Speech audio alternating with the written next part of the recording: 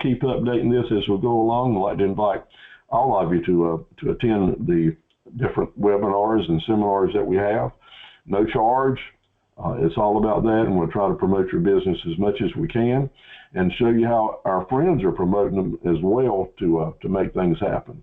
Got some brand new folks with us tonight. Lucy, glad to have you, and Sonia, Adam, Christy, glad to have you on board as well. And we've got some folks here that don't have names on, so don't know who it is, but we're so glad to have you on board. All right, let me just stop this.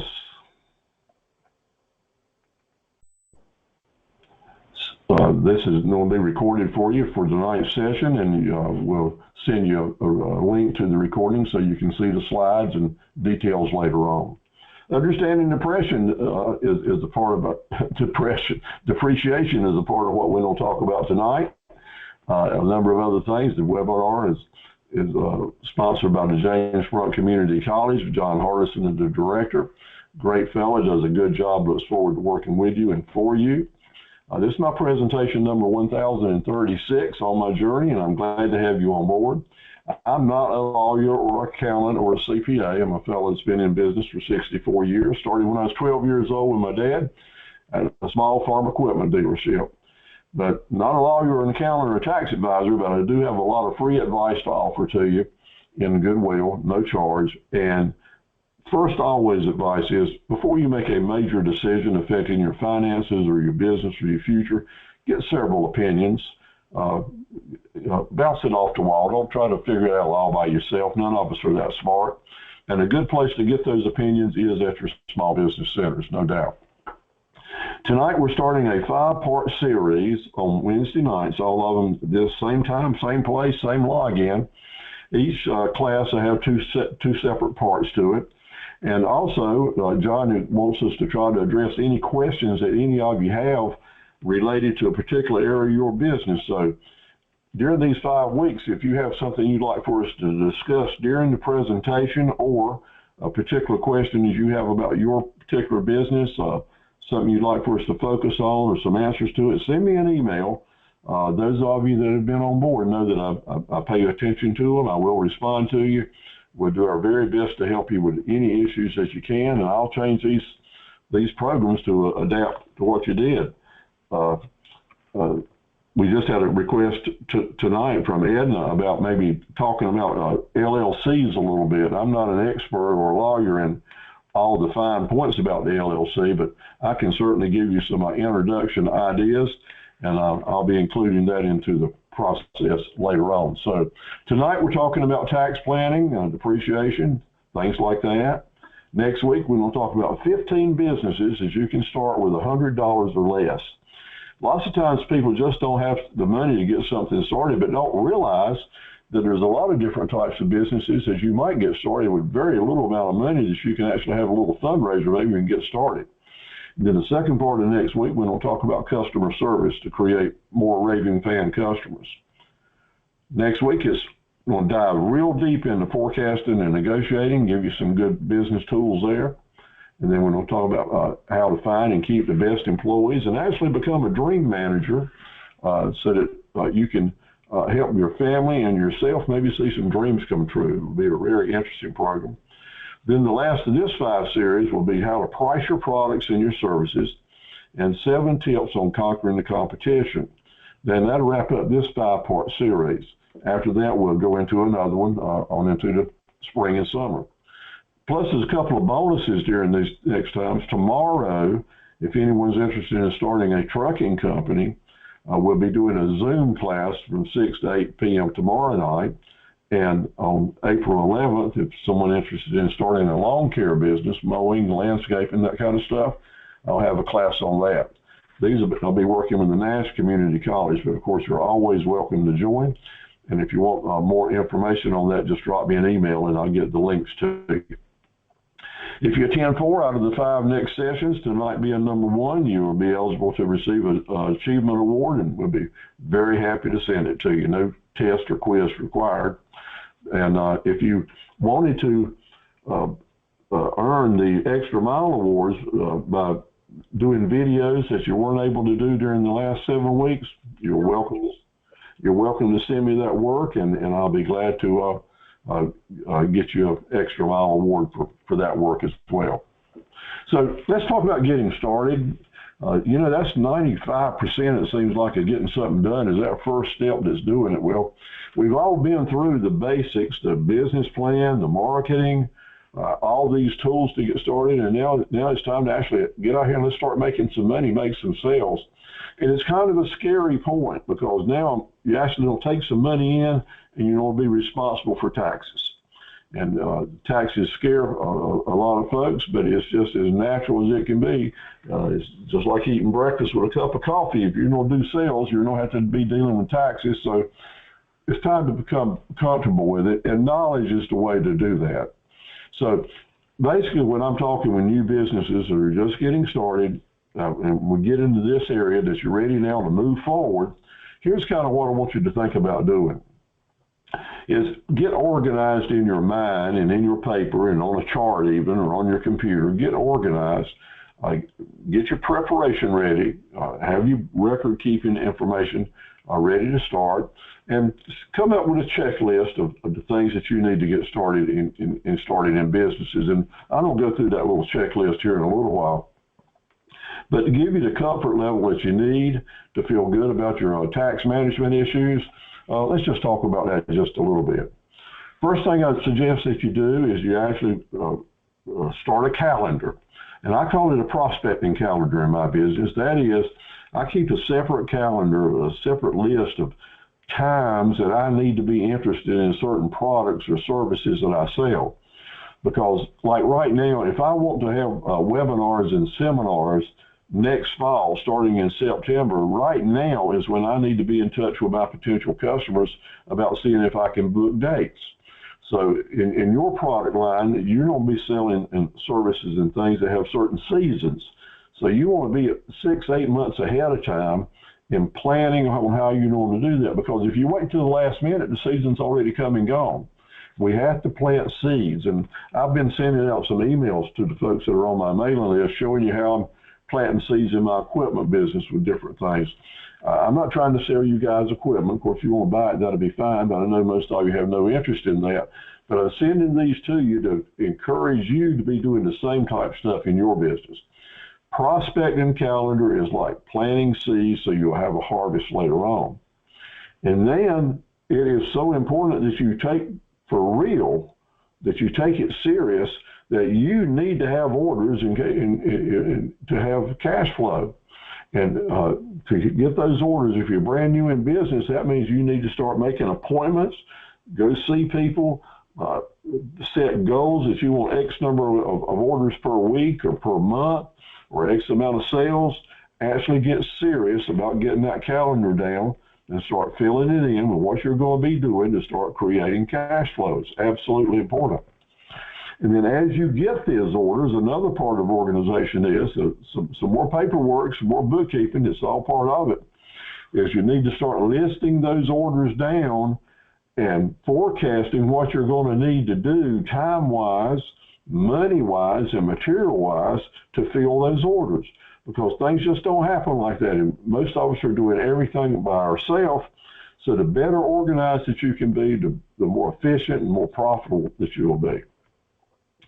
That marketing timetable that I just mentioned is super important so that you can order what you need and have it in time to sell it at the right time. A few weeks ago, I showed those of you that might have interest in having a storefront and seasonal things. We've got some good opportunities where you can order items wholesale to sell at your website or at your pop-up booths to help you start creating some business for the different seasons. Now, what season is right around the corner right now? What's season? Well, Valentine's is come and gone, right? Easter, then the flag seasons, 4th of July, Labor Day, Halloween, Thanksgiving, and Christmas. If you're selling products or services that relate to those seasons, you need to list it down, have a marketing timetable so that you're getting your marketing information out there well ahead so that you'll get those orders early when other people are sitting back being lazy. Now, money's going to start coming in, and if you're collecting taxes, you're going to have to start making tax payments. And some of these payments you file on a certain date, but other payments you make long before you go to the bookkeeper. The bookkeeper doing it for you. So you have to be aware of when tax payments are due, especially if you have employees and you're making employee type withholding payments. But also, if you're going to have projected tax payments where you're making advance payments on your income tax, your quarterly payments, they have to be made as well. So I can't tell you exactly how to do it because everyone is a little bit different, but I can tell you that you must talk with a tax person, a bookkeeper, or a CPA, and get your future taxes timelines in order. This won't be an expensive trip. It's just be a general conversation with these folks and people that have done it all their life, experienced bookkeepers. They'll be able to get you started. But you as an individual need to have a good thought process of what's going to be happening and when it's due so that you can be pigeonholing your tax payments and have it ready when it's time to do it. So I'm fortunate enough to have had Laura, the same bookkeeper now for 50-some years, and frankly, I haven't had to worry about this because she just knows it and does it, and I take it for granted. But if I was getting started again, like a lot of y'all are, you need to go sit down and talk with your bookkeeper so you have a good understanding on what's going on. You also want to have a list, a physical list of what inventory you have of products for sale, when it came in, how much it cost you, what the value of it is, so you can refer to it very easily, very quickly, and determine if you have opportunity to sell it or to make some money on it or to move it around, that you can put your hands on that list instantaneously to make selling decisions. Part of entrepreneurship is the ability to make decisions quickly and smartly and to do that. And when you have that inventory list of all the stuff you've got for sale, be it products or services, then you can start doing your pricing menus as we talked about before. Now, we're going to jump real deep into helping you price your stuff later on, but you need to have a good idea of all your profit centers so that we can put price tags on them. Then you'll be able to start your marketing campaign to do that. We talked a lot in the last 7 weeks about upsells, and by the way, I've got this and I've got that. That doesn't happen if you don't plan to have upsells in your business. And upsells means that you have a good chance of increasing your profits by 3 or 4 times. 3 or 4 times by having upsell opportunities with your customers. So very important. Now, moving into the tax issues, that checklist, the to-do list. Which taxes have to be paid before the year ends? What tax forms will you need? What information do you need to gather up when you're going to see your bookkeeper? Do you have any issues with 1099s? A 1099 is that tax form that you pay to someone if you pay them up more than $600 a year.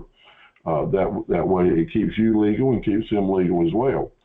Keeps folks from working under the radar. And if you are earning income and you're earning more than $600 a year from one potential source, that source will be at risk tax-wise if they don't have you to fill out a W-9 form, which certifies your name and address and your Social Security number, and basically gets you into the tax system.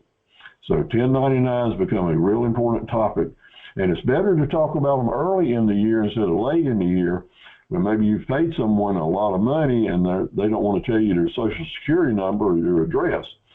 So my word to the wise is when you're starting to work with people right now, as soon as you hire a part-time person or an extra person, go ahead and have them fill out that W-9 form and say to them, if I pay you over $600 a year, you know, I don't have to send you this 1099 form, and you'll need to report it as taxable income. Understand the other tax responsibilities that a small business owner has, and they'll vary with different types of businesses. And you want to know exactly what time that you need to do your filing. Now, who's going to give you this information? It's going to be your bookkeeper, your CPA. It's a conversation that you need to have, and not just to chit-chat, but to make notes and list all this stuff down so as you're getting started, you've got a good way to do it. So review the books. Once they get you up and started, once you started your business, review the books with the bookkeeper. That is, sit down, take a couple hours, have them walk through the system they're using for you, well, what reports they're doing, what the pages look like, what you're going to be getting each month, and ask those important questions. Excuse me. Ask those important questions so that as you get this paperwork, you'll understand it better. Now, it'll give you an option you maybe haven't thought about that is real handy and very much used in today's world by virtual assistants. And that is your bookkeeper, if you allow them to, through electronic sharing, can actually come onto your computer and work your books right on your computer from their desk. And you can actually sit and watch them do it remotely. So give some consideration to remote access to your computer. This requires a high level of trust, but it also can save you a lot of money if they're able to do the books without traveling back and forth and you asking questions. Sometimes that can be very helpful.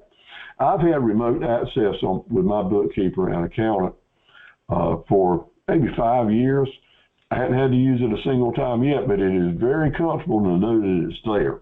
And also our folks that help me with my software and fixing problems when I have them, they have remote access so that they can fix my computer from their desk, whether they're in Texas or Oklahoma or across town. So that's a good thing to be able to do. So we moved along now. We're doing business. You don't have book work that has to be done. So determine who has that bookkeeping responsibility. What is your system? Be comfortable with it. Maybe you've been putting it off, but now's the time early in the year, get ready to file taxes now, get ready to start a new year, determine who's going to do these bookkeeping responsibilities and make the move to do it. Stop procrastinating, assign the duties, sit down and talk about it, make sure that everyone knows what's supposed to be done and how are you going to pay them? How's the compensation going to work? You got to be making some money because someone has to be paid if they're doing these services.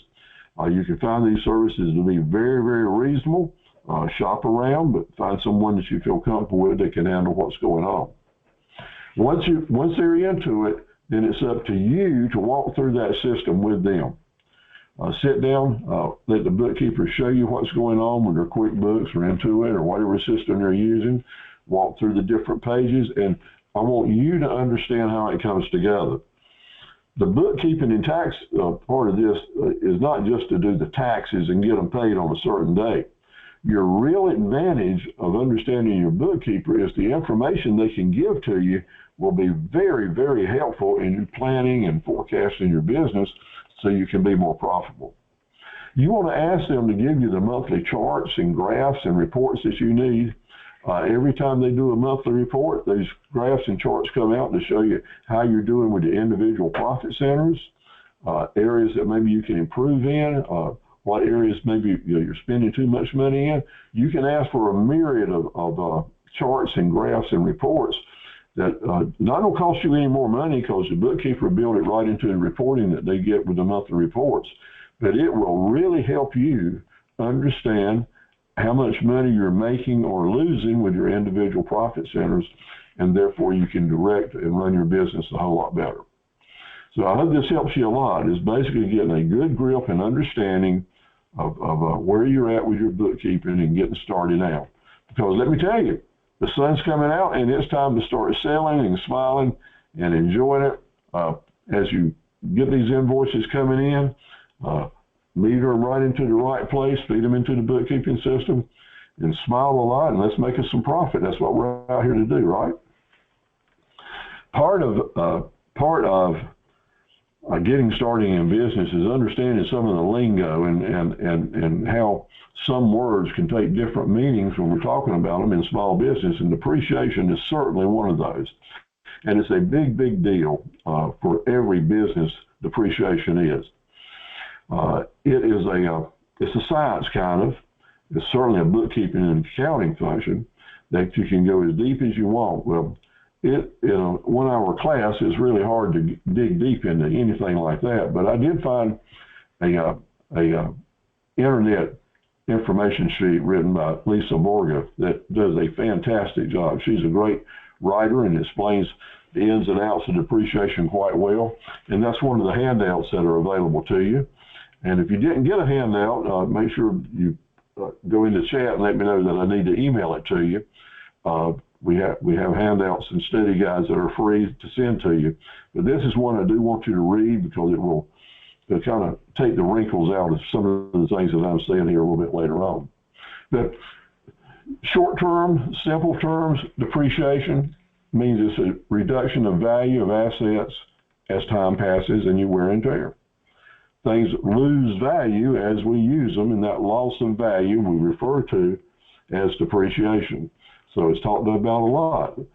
Depreciation is always referring to your assets. So an example is, let's say you've got $10,000 tonight. You just started your business. You got $10,000 cash.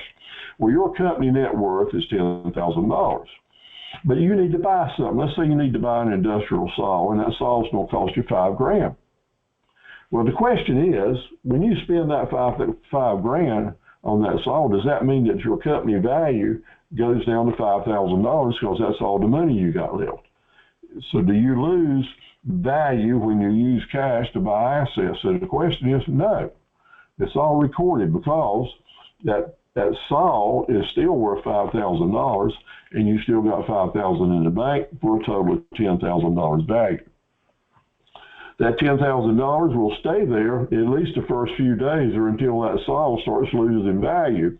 And when that saw becomes worth $4,900 or $4,800, your company net worth will start depreciating a little bit. That's common sense, right? Well, when you're buying things like that, you'll have the option of setting up the assets that you buy on your books, and it's called adding them to your depreciation sheet or to your list of assets.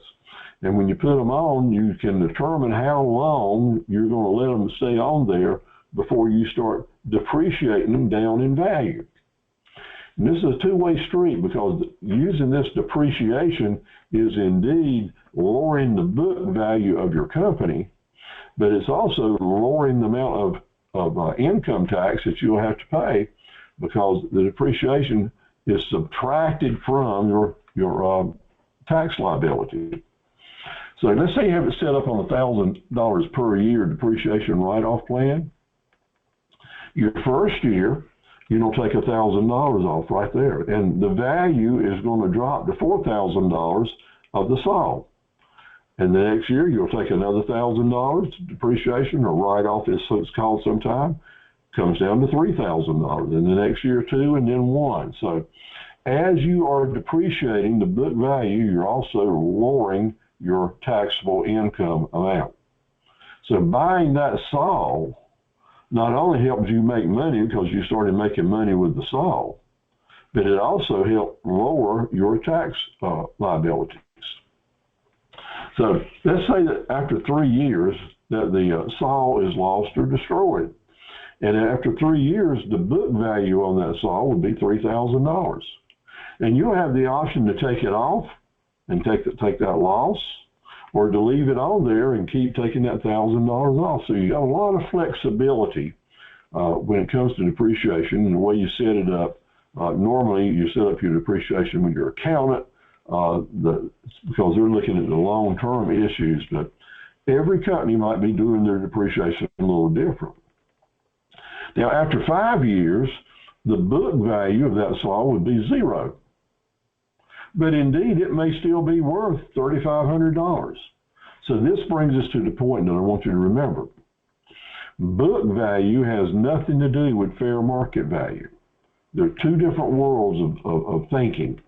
The book value is how you have depreciated your assets of your business through the years, where the fair market value is what something is actually worth on the day that you're thinking about selling. So if you've got this saw after a while on the books at $1,000 and you sell it for $4,500, you will increase your tax exposure by $4,500.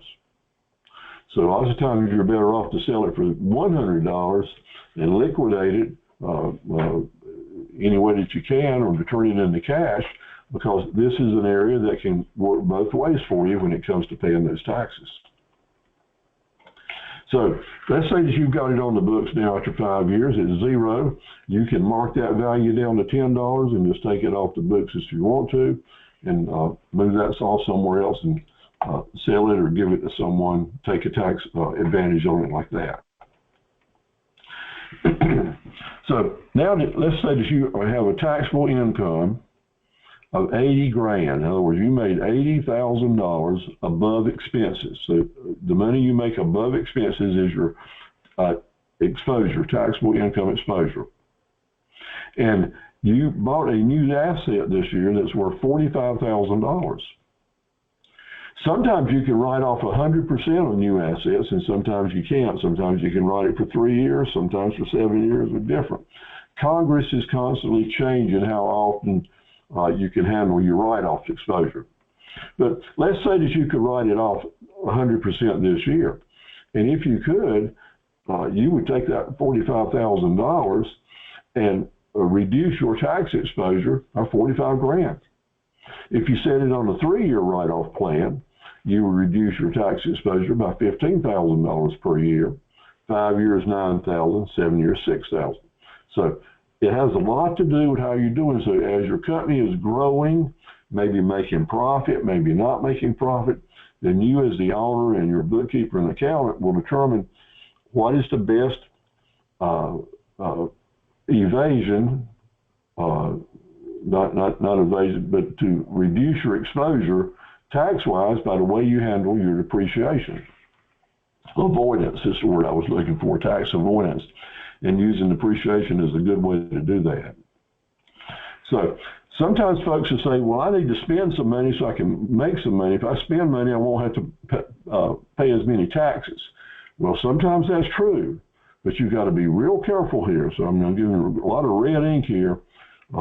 Be willing to spend money to make money, but be real careful if you're spending money to avoid paying taxes. Make sure you talk with an expert, because these rules change and your particular situation may change. But you want to be ready to take advantage of good deals and invest and advertise when you want to. But when you're spending big bucks that maybe you don't have a lot of to save tax money, you're on a dangerous and slippery slope there. And you want to make sure that you're getting really good advice before you do that. So looking at your different assets and such as that, your taxable income, let's say you got a 23% rate and you got an exposure of $80,000, then that means you're going to need to be paying $18,400 if you got a 23% rate. And then you purchase that asset for $45,000, and depending on how you write it off, instead of paying $18,000, you might be paying $8 or $15 or $16. So depreciation can have a whole lot to do with how much extra money you have to come up with to pay taxes. That's why we're talking about it. Talk to a guy that knows before you start spending money to save tax payments. Talk to someone that knows, not the guy at the bar, the guy at the restaurant. Talk with an accountant that's familiar with your books and your type of business before you start playing around with the depreciation to save tax money. Excuse me. Depreciation comes into play when we're talking about large purchases. Depreciation comes into play when we're talking about assets. Depreciation comes into play when we're talking about items that are tangible that last longer than a year. Smaller items, regular stuff that we use in our business, that they don't count. But the larger items like real estate and furniture, manufacturing, tools, vehicles, major improvements that we're making, manufacturing machines, that's what we're focusing on now when we're talking about depreciable items or capital assets. We're not talking about our websites, disposable items, rentals, things that we're using up. That's out of this. All those items are write-offs, but they're just general business write-offs. They have nothing to do with the taxes. But depreciation is the reduction in value if something wears down. So as the value comes down, the book value comes down. It starts the day that you buy it, and you'll list it by serial number and a good description. So when you're buying something major and you know that it's probably going to be an asset that you will appreciate, go ahead right then and make notes of the date that you bought it, put the serial number down, all the particulars, because your bookkeeper's going to want that to be entered into the depreciation records, and it'll save you from having to go back and look up a bunch of stuff. So let's say you're buying a brand new air conditioning unit or a new roof, a new vehicle, some expensive tools. As you buy these items, just like we started talking about making the inventory of what different things that you're doing, list those down, because at the end of the year when you're doing your taxes, they're going to ask you to go back and look up the date and how much you paid for it and the proof of it. So just like any scale, the value comes down as the unit starts going. Depreciation ends when the item is worn out or when you take it off your books. After the 10, 5, 3 years, that's when the depreciation ends and it's no longer a factor for you book value-wise. But what you need to remember is you still own this thing and it still has fair market value, which can be really important to you. So you may have lots of items after a number of years that are not on your books, but are still assets that have fair market value. Important when you get ready to buy, sell, or lease. Always remember when it comes to depreciation, allowing moving assets, depreciation lets you move assets around in your income statement, different ways that you can do it. It helps you from paying too much taxes at one time, because you can use the depreciation to cut back on your tax payment. It ties the cost of using the asset with the benefit. So it helps us think about, when I bought that $5,000 saw, is that saw going to make me some money every month? Because I don't be depreciating it down. So as we make purchases, we want to think about what is the benefit that we're going to be getting. And when we talk about connecting all the dots in a circle, this is one of the places that will help you decide, do I need to buy new or used or late model, or will I be better off leasing or renting it? This will come into play with depreciation. And it's a good time to talk with someone that's familiar with this, or with your bookkeeper or your accountant. There's lots of different types of depreciation, and it gets pretty complicated sometimes, especially when you get into things that are financed and you're looking at how much money it's costing you to do the financing and amortization and a lot of other words come into play. So as you start growing your business and start adding assets, it's a natural process that you'll be learning more and more about depreciation. The accumulated depreciation is all the items that you have purchased and that have become your assets in one thing. So we look at, there'll be a bottom line on all the items that you purchase that have a depreciable value will come off your end tax year statement to determine how much money that you actually owe taxes on. So as your business grows, this will become a more important factor. Everything that's listed here, talking about depreciation, is listed on your depreciation sheet in your financial statement. And everything that's related to county taxes will come off that depreciation sheet. So all this that we're talking about has a direct influence on county taxes from the amount of money that you will owe to pay the county. However, the depreciation values will have everything to do with reducing the amount of taxes that you would pay to the state and federal governments. Kind of funny that way, isn't it? It increases the county, but it reduces your state and federal. So what is salvage value? The salvage value is these items that you leave on your depreciation sheet and you carry them forward to build up and enhance the value of your company's fair market value. So you can increase the value of your company two ways. One, book value, and number two is to have an accounting of the fair market value of the things that are left. Fair market value is far more important to you as a business person to keep it on your mind. The book value is just going to ride along and be what it is. The fair market value is the guiding light that we use when we're buying and selling items to sell. we always want to purchase below fair market value so we can sell above fair market value. Really important. We want to purchase below fair market value so we'll be profitable when we sell above fair market value. Now, we hit this really hard in our seminars and webinars about pricing, which we'll be doing in just a few weeks. Depreciation. Who cares?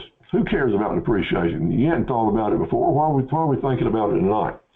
Well, there's 5 different folks that care about it: your creditors, your CPA, the IRS, tax collectors, and you. All of us care about these things. Your creditors care about it because it reflects how you're spending your money, and are you spending it wisely, and what is the values that you're ending up with after you make these major purchases. So your creditors are always going to look at what your depreciation numbers look like. It's a very positive issue for you in tight times because indeed maybe you have had a great year and maybe you have enough you bought enough stuff that you can reduce your tax value way down, even though you've had a really good positive year. So depreciation can be real positive for you and helping you hang on to some money instead of paying it out tax-wise if you're using it wisely. So your creditors care about that as well. Your CPA, oh, they love depreciation because that's one of the main ways they make money is figuring out your amortization charts and your accounting functions and doing this. The more depreciation you have, the more the CPAs love it because that's where they make their money. Just bottom line, that's their game. They're all about helping you make money by doing it. The IRS cares a lot about depreciation because the more depreciation you have, that reduces the amount of tax money that you send to the IRS. So they'll be taking a good sharp look at it. Hence, that's why we need to go back to accountant to make sure you're doing it just right. The county cares about your depreciation because that's where they get their money from you, is off that depreciation sheet. Big deal with them. So who cares? You care and I care. It does make a difference, especially in businesses that are buying and selling a lot of equipment and cars and tools and things like that. In some other businesses, makes very little difference. But if you're dealing with a lot of iron, a lot of assets, hard assets that last a long time, it can be a really big deal for you. So that's the lesson on depreciation. Any questions on that, you're welcome to send them to me or drop them in, and we'll be glad to do it. I see a question here. If you purchase a vehicle, a large purchase via loan, the total value will be written off only the amount that has been paid so far. That's right. The amount of the sale, depending on what if you financed it, it'll all be written into the plan because you'll be amortizing your thing. But each issue will be different. But generally, the purchase price that you actually paid is the amount that goes on your books. But if it's like a car, like you mentioned, that total value would go on, and then there'd be some accounting functions that will apply with how much depreciation that you take. All right, let's talk about problems. Startup problems that catch entrepreneurs by surprise. First thing you want to know is, as we said earlier, is have that conversation with your bookkeeper and CPA about to avoid being surprised and caught off guard, because that's what happens sometimes. An accountant will almost always tell you the best way to not get in trouble as you first start in your business is as you start taking in money, taxes and not, as you start collecting taxes, in your banking or bookkeeping or piggy bank, set aside the tax money. Don't ever consider that money that you added on for taxes to be your money, because it's not, and the government is going to come and get it. And when it's time to pay it, you need to be ready to fork it over. A lot of folks who get involved and they just don't keep track about how much tax money they got coming in, especially if they've got employees. So you see that money don't come in, as you're paying those payroll wages and such as that, you're supposed to be setting aside a certain amount of withholding tax for your employees. And sometimes that can catch you off guard. So you need a real good system to set up that you're setting that withholding taxes aside so that as they're due and sales taxes, that you can pay them when they're due.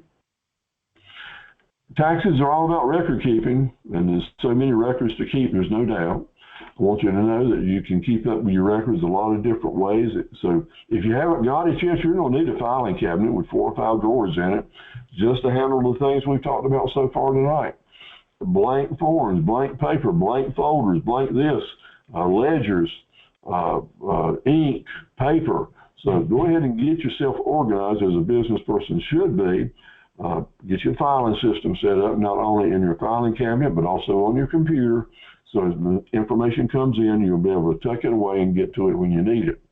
The little flash drives that we use to plug in and out of our computer are lifesavers. So word to the wise, if you're just getting started, as several of you told me tonight that you are, go ahead and get your computer and learn to save your work as you go.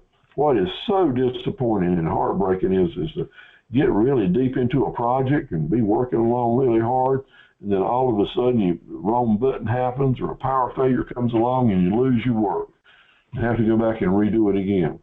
Man, that used to make me so mad at myself.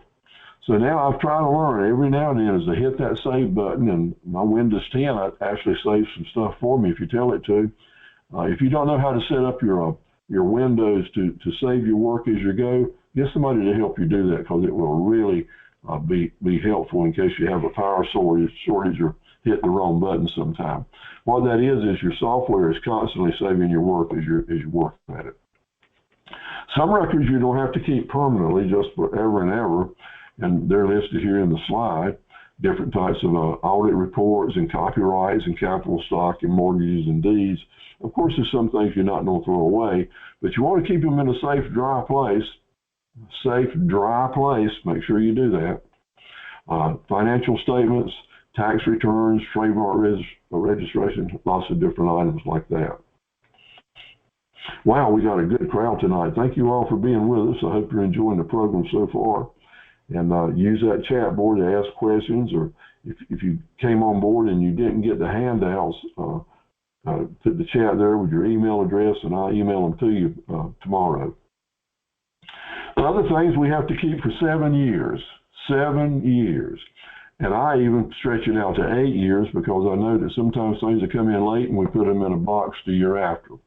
So even though it says 7, 8 years is a better plan for it, most folks. You want to keep things like your bank statements and your employee records, expense reports. And the word bills of lading, you maybe not have heard of that, but a bill of lading is the document that shows when you ship something from point A to point B. Like if somebody buys something from you.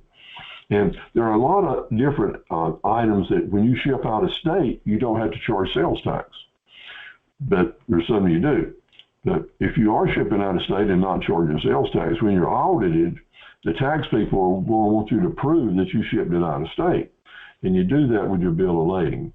So a good idea is you're now starting to write invoices and ship things about, is go that extra step with your record keeping.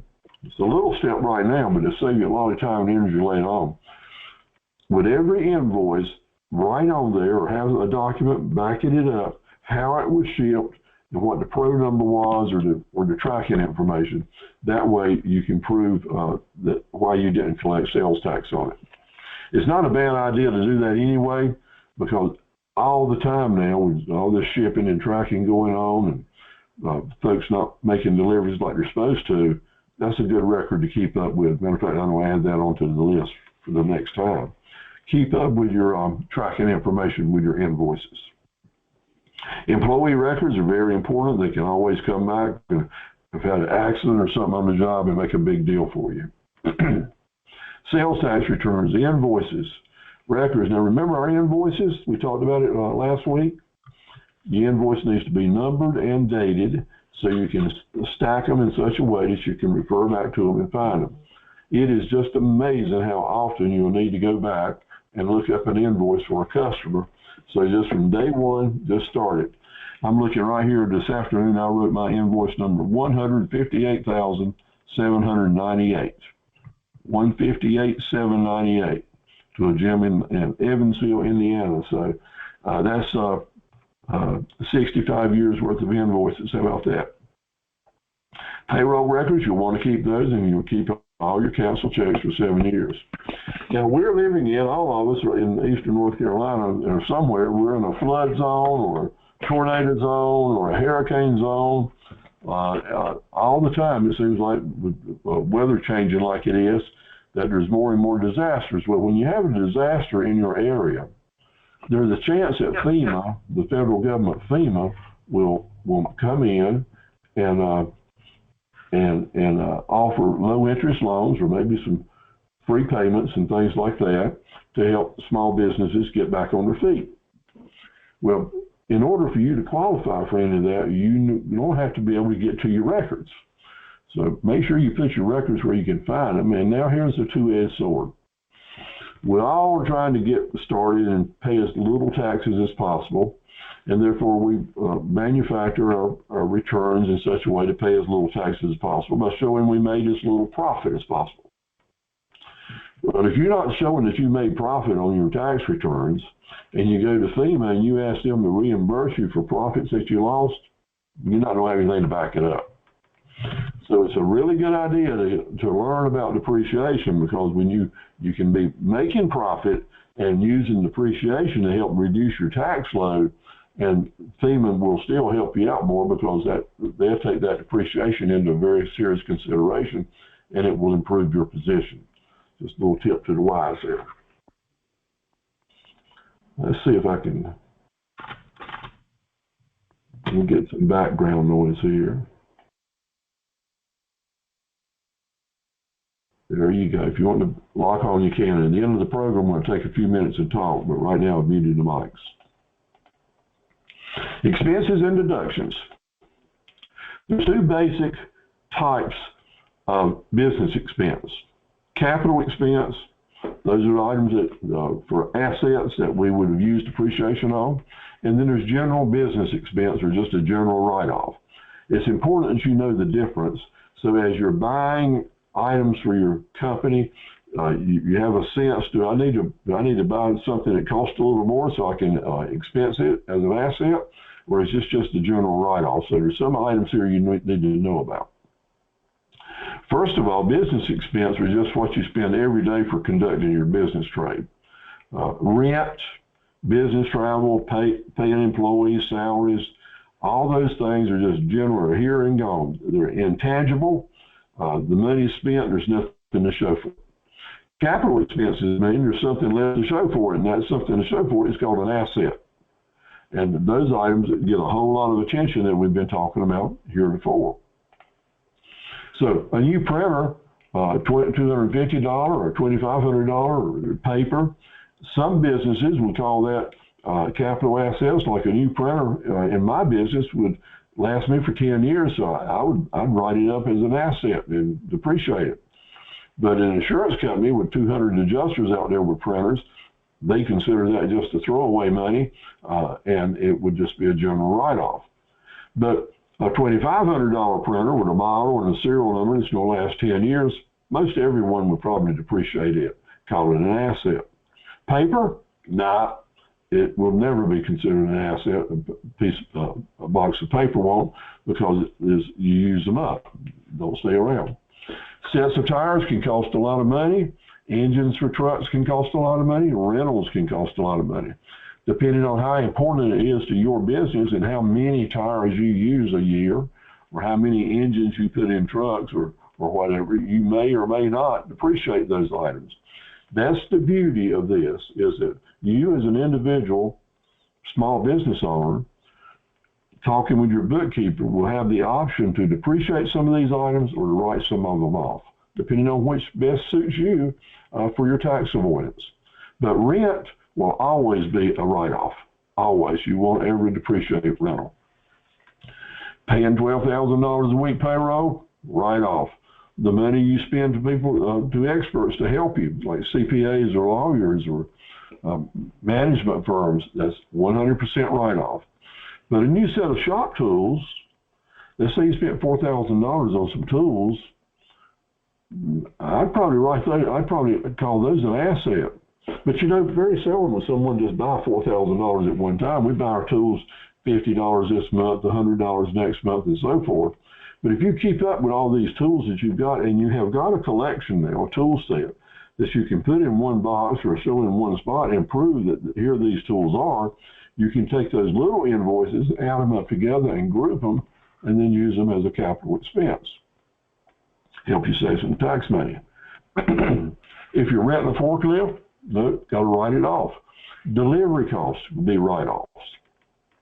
But let's say you rented a forklift for 24 months for $1,000. I used to be in the forklift business, did this for years and years and years. Had over 200 rental forklifts at one time. But here's the deal. When you're renting, it's a direct write-off. But if a customer wants to take advantage of a rental purchase plan, at the end of 24 months after they had spent $24,000, they'd have the option to buy it for $5,000.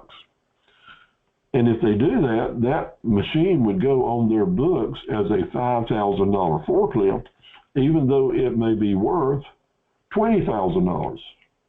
So again, we come back to, it's really important that you always keep in mind that the book value of that forklift was $5,000 because that's what you actually wrote the check for. But it has a fair market value of $15,000 to $20,000 because it's still holding that value, and you didn't write that off. So on your books at $5,000, which is the book value, but in your head, if you're selling it or leasing it to someone else, value on up to fair market value in the 15 to 20 grand. Okay, it's that tax time. All of us are either doing it or have just done it or just finished it. I turned mine in last week. Let me tell you that if this is your first time around and you are afraid and you're doing your business books, then find a bookkeeper that is familiar with your type of business, that has some experience with you.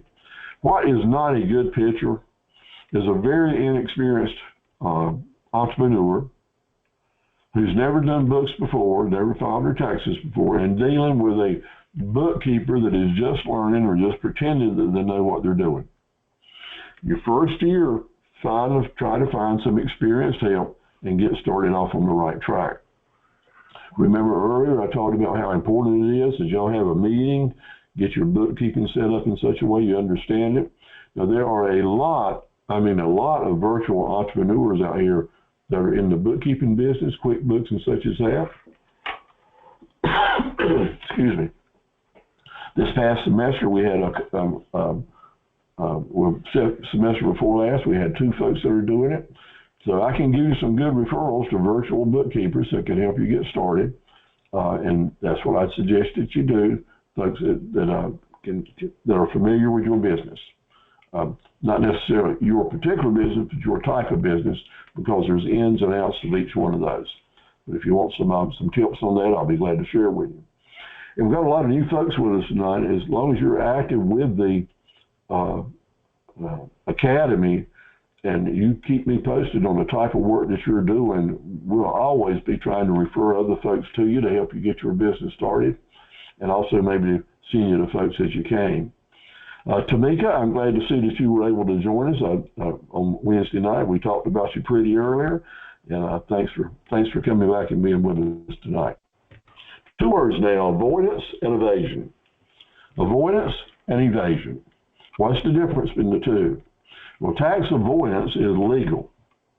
It is legal, and it is necessary that entrepreneurs and business people do not pay any more taxes than they legally should, and there's lots of opportunities to do that. So we need help to make sure that we avoid the taxes. And one of the ways that we do it is with using depreciation, using lease payments, timing the time of year that we make our purchases or the amounts that we spend.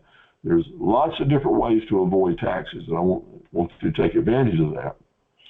It's illegal, however, to evade taxes, which means that you're just bald-faced lying or misrepresenting things. That is tax evasion, and indeed that will get you in trouble because it is against the law.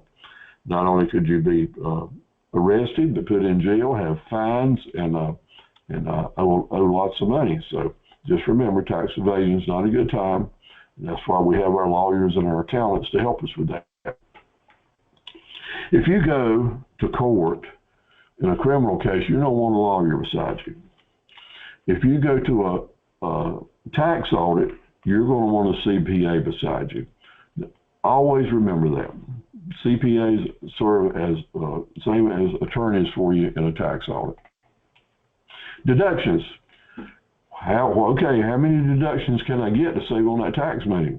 And the main things we talk about as entrepreneurs first getting started is our home office deduction and this other long list here. The home office deduction, people will say, okay, can I get a deduction for my home office? And the answer is yes. You take the amount of space in your home that you're using for your business. Example, you've got a 1,000 square foot home and you use 100 square feet of it. That means that 10% of those homeowner costs could be related to your tax write-off as office expense. But you don't have to document that square footage to do that and show the whole bills.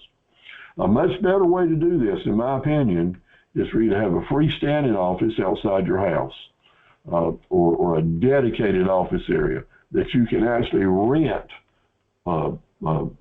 You as an individual can rent to your company the office on a monthly fee. And that way you can have a standard fee and take your deductions as they come and not have as much deductions to talk about. Business travel is so important. You're using your car and your pickup to travel here and there and do your business. Your company should reimburse you for the use of your car. I think the reimbursement amount now is something like 57 cents.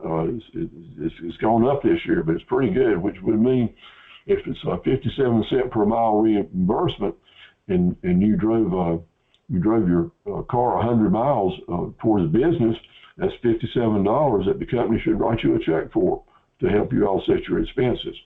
Now, you would need to pay for the gas, the car payment, the tires, and the maintenance and such as that out of your personal money, but the company from company money could reimburse you for those expenses. The money they reimburse you for is not taxable to you, okay? If, however, you're charging your company interest and the company is paying you interest on the loan that you gave to them, then that interest money would be taxable. The interest would be, but the principal money would not. So this is where I need to say to you, you're getting your business started, keep up with how much money you're actually investing into your company. All the different ways that you may be doing it, and it will really add up lots of times, because that money that you're investing into your company, I want you to call it a loan. You're loaning your company that much money to get started and put it right into your financial statement, right into your bookwork, because as your company gets to growing and starts making money, it gets to pay you back that money. It gets to pay you back, and you don't have to pay taxes on that money when it pays you back. You also get to charge your company interest on that loan. The company pays you back that. That is taxable income. So keep up with every penny that you invest in getting your company started, because when you do your business plan and your financial statement, you show that as a loan that the company actually owes you money. Is that good or bad? It's good, especially from the lender's standpoint. A lender really would like to see that you have made some investment in your own company. Why would they feel good about putting money in a company if you're not willing to? They call it putting skin in the game. Yeah, they like to see someone that's already made a down payment, made some investments, but took some risk, and then they're a lot more likely to help you push it along and to see it succeed. Money that you spend on training and education, trips, clothes and uniforms, different things like that, keep up with it. They can be good write-offs for you. Be careful with the tax preparers that you use. Find someone that you can communicate really good with and talk about all the things that we talked about tonight. Be careful. Use people that are accountable. Be careful when you're getting your books ready, or some of you getting ready to turn your tax documents in. Don't just put everything in a big bag and take it in and hand it in and ask someone else to sort through everything. Everything that a bookkeeper or an accountant has to pick up and look at, there's a charge available to it. It's tick, tick, tick, tock, tick, tock. So the more summarizing you can do, listing down, summarizing the different types of gas expenses or rent or insurance or things, and just give them that sheet of paper where you have summarized and totaled up, that'll save you lots of money. If they need some more information or see something particular, they'll ask for it. but don't invite getting a great big bill because you didn't take the time to sort through things yourself. 4 people are going to take tax money from you: city, county, state, and the feds. And they may call it taxes or permits or license fees or estimates and things. I like to just plain call it tax money. It's all coming out of your pocket and going into the tax coffers. So the city, the town clerks will handle that. County, the tax collectors at your county seat. In North Carolina, it's called NCDOR, Department of Revenue. And the U.S. government, of course, is the IRS or the U.S. Treasury. We're really lucky in North Carolina to have an outfit that caters to entrepreneurs. North Carolina DOR has some people that focus on helping you. So I feel real good about saying if you have individual questions about getting started with your withholding or sales tax or getting started, and you want to talk to them directly rather than have your accountant or bookkeeper doing it, generally you can find a human being that's really good to talk to. They have regional offices all over the state, so you might just be able to go have a face-to-face meeting with someone. Since COVID came along, that's become a little more difficult, as we all understand, but still, it's a good thing.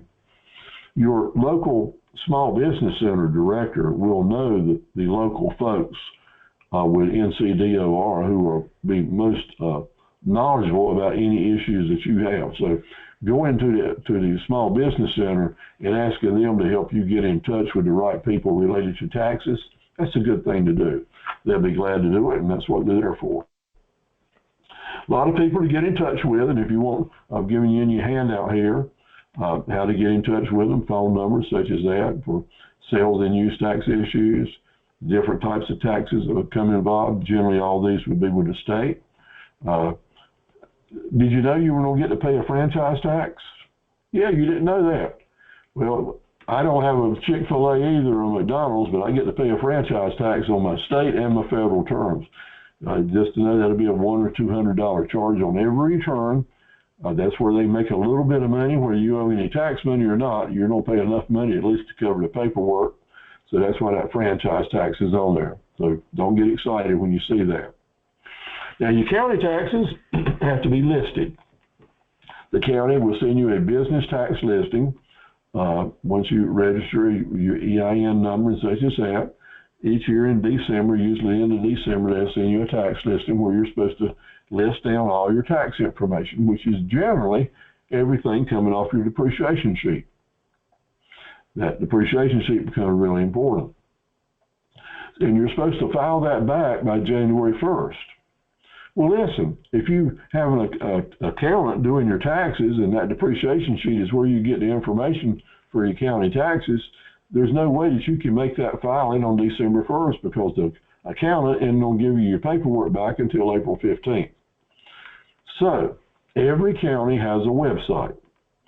Every county tax department has a website that you can go to and request a business extension.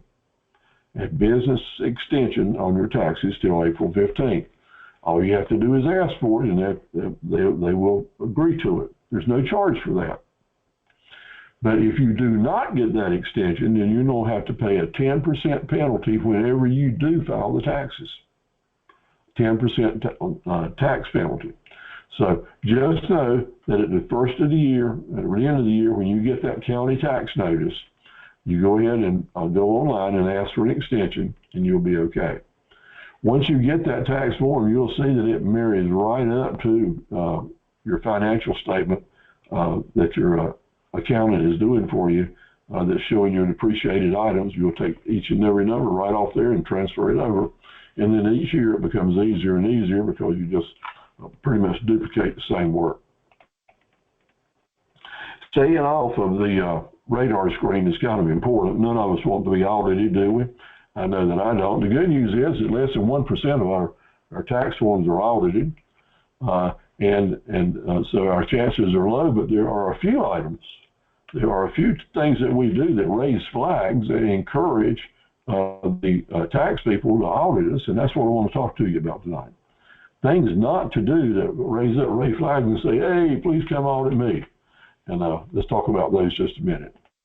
Number one, The signs are already going up in the front yards. Let me do your tax return and I'll get you a big refund. We see them every year. This time of year, people are trying to hoodoo you into letting them do your taxes and promising you a big refund. Those folks generally are very shady folks, and they'll put whatever information it takes on your return to make sure you get a refund, and then they'll build it into the system to make sure they get part of that refund. So you're going to end up with a little bit of the refund. They're going to end up with most of it, and they're going to be gone, absolutely gone, when the folks come around for the audit, and you're going to be responsible for all the money that was paid to you that shouldn't have been. You see these commercials at night, late at night, where the fellow says, "Oh my gracious, I owed the government $25,000, and this company came in and got me out of trouble, and I didn't have to pay but $2." Or, "Good gracious, this company saved me. I was so behind in my taxes, it was unreal." Let me tell you that generally, that when folks get that far behind for that many number of years, there was a shady tax preparer involved somewhere. Maybe they wanted, maybe they were in cahoots with them, but oftentimes they were not. So the best way to avoid those really sad and serious situations, especially for businesses, is to deal with a reputable tax preparer that can give you good references and, as you know about, are good. Next thing, unreported income. Making money and not reporting it. Making money and doing tax evasion type things to hide it or lie about it. Now, everybody knows that sometimes you get a little bonus or a little bit of tip and maybe pick up a little bit of walk around money, and shucks, who wants to put all that stuff down on the form? But anything that's going into the bank, anything that is serious, you don't need to take serious issue of it. You need to remember about the W-9s and the W-2s and the 1099 statements. At the end of the year, they can come back to hurt you. So if someone's got, you're making money from someone, and they filed a 1099 on you, then the government knows that you received that money, and when you get that 1099, you better list it as income on your tax report, or there'll be an audit to pay for it. Not filing on time is not a crime, but if you get an extension year after year after year, and you're not in business, and there doesn't seem to be a reason, at some point in time, the flag's going to go up, and someone's going to say, "What in the world is going on here? Why is he having to get an extension every year?" Let's take a look at those records. So if you do have to file late, get an extension. That at least makes you legal and takes the spotlight off of you. Otherwise, try not to procrastinate, especially as a business person. If you go to the bank to make a loan, or you have a situation that you're going to need to work with the bank, and they ask to see your tax returns, and you say, "Well, I haven't filed them yet, I've got an extension," then that's going to put a block, a roadblock in you getting help from the bank, because bankers have to have those returns. So if you stretched out a year or two, or you didn't file when you were supposed to, that's going to cause you big trouble when you need a loan or some help at the bank. Well, we're at the time right now, springtime, got our businesses ready to go. What do I need to do tomorrow? What do I need to do Thursday to get my business up and running? What can I share with you as a business coach that might help you along? Got some fundamentals, let's remember. First of all, offer more to your customers than take it or leave it. When you're giving your prices or your possessions or your sales, or you're making your pitches, make sure that the customer isn't getting the message, take it or leave it. In other words, pay this or leave. And you do that by offering them different ways to pay, different methods of payment, maybe some discount opportunities, some different freight opportunities. Give some options, because if the customer is standing there considering his options to buy, that means he's not sitting there saying, I can't take it, so I'm going to leave it. So figure out a way to keep them in the game. Keep them in the game, and we'll talk a lot about that in our seminars in our next session. Your raving fan customers, your RLCs, are the customers that are going to stay with you year after year and will keep you in business. So you need to consider that every customer is important, especially if you're first getting started. And you want to get their names, their database, their email addresses, their telephone numbers. You want to start building a database of your own so you can stay in touch with your customers. Now, most of you here, we've got a lot of new folks tonight, but most of you here are in my database. You know I'll send you a lot of emails. If you ever want me to stop, all you got to do is say stop. But staying in touch with your customers keeps you in business. So important. You want to know that the internet is so important. And if you are in business and you want to start doing more business, then I want to know how your mobile page looks on your telephone. If I type in your information on the telephone here, what am I going to see on that screen? Do you have a mobile page that makes it easy for folks to do business with you or not? I had a fellow that called me up about 2 hours ago. He was in Texas, and he said, "Oh, this darn internet, it's so bad, it's so this and that. I can't read this web page. I can't see these part numbers and such as that." And I said to him, "I'm sorry, but a parts book has got thousands of numbers in it, and it's better off for you to look at that page on your computer." But you know what? The key was I was happy because my mobile page at least had got him to call me. It served its purpose. So we want to design those mobile pages to get there. I'll get his business because he did call me on that mobile page. My business on Google is so important that if you are ready to do business and you have not got your My Business on Google account or Google Maps account in place, then you're losing money tonight. It costs almost nothing and creates a lot of income for you. So My Business on Google is a super thing to do if you haven't done it yet, to help jump into business and become real in your business. This should say, I hope to see you next Wednesday night, so excuse that. But next Wednesday night, we're going to talk about 20 businesses to start with $100 or less and creating Raven fan customers and customer service. I do hope that you all join us, and look forward to working with you. I'm going to turn the mics on, say to you thanks for being with us tonight. I hope you enjoyed it, and that you'll come back the next Wednesday nights and any other time that you can with us. You're welcome to ask any questions or comments. Hey, John, what you got? I don't know if you saw this question in the chat. You mentioned QuickBooks, and I'm wondering for doing the books to take to the accountant.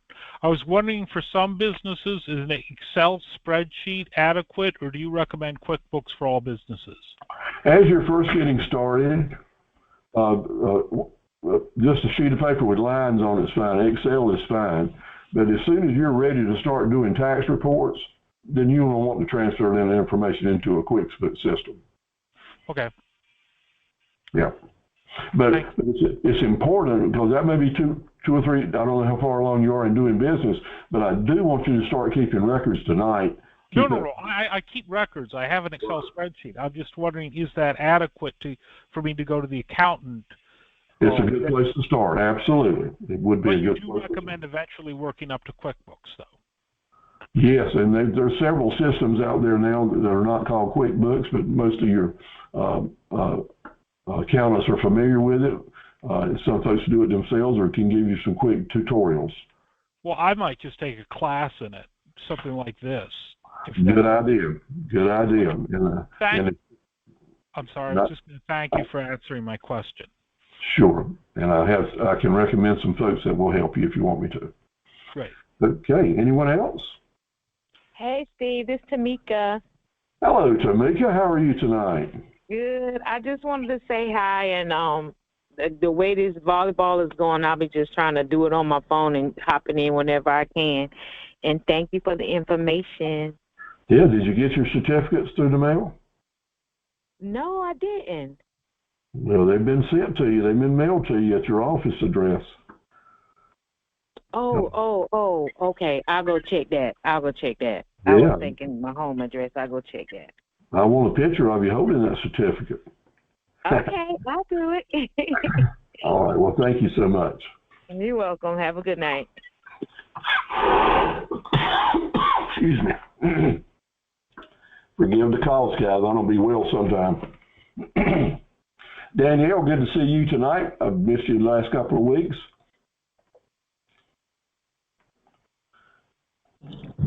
How you doing, Steve? I'm picking up my son from track. Very good. Did you get your certificates?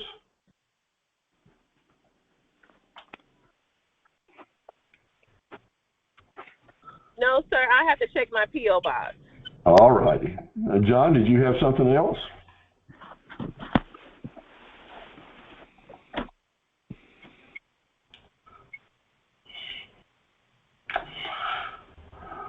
Reka West, how are you doing tonight? Good. How are you? Good. Did I pronounce you right? No. Where are you located? What? Say again, please. Greenville, North Carolina. All right. Well, good. I hope you enjoyed the program tonight. Thank you. Okay. All right. And Tisha, I'm sorry that I missed seeing you over at the college. I hope we'll be able to get together soon. Thank you for your effort. Oh yeah. I didn't know those two people. They were just there when I got there. Yeah. And they were talking about it, and then security came, and they didn't know nothing about it. So I said, well, let me call and see what was going on. And I gave them my email. I haven't heard anything back from them. Yeah, well, one of them responded to me, and the thing about it is, some people showed up last night as well. I couldn't figure that out. So we'll get it going on. Thank you so much, and appreciate your effort. You're welcome. All right, everyone. Sonia, glad to have you on board with us tonight. I hope you'll come back. And John and Kendra, got a lot of new folks. Alicia, and Brittany. Thank you all. God bless you. Have a great week, and we'll see you next week, okay?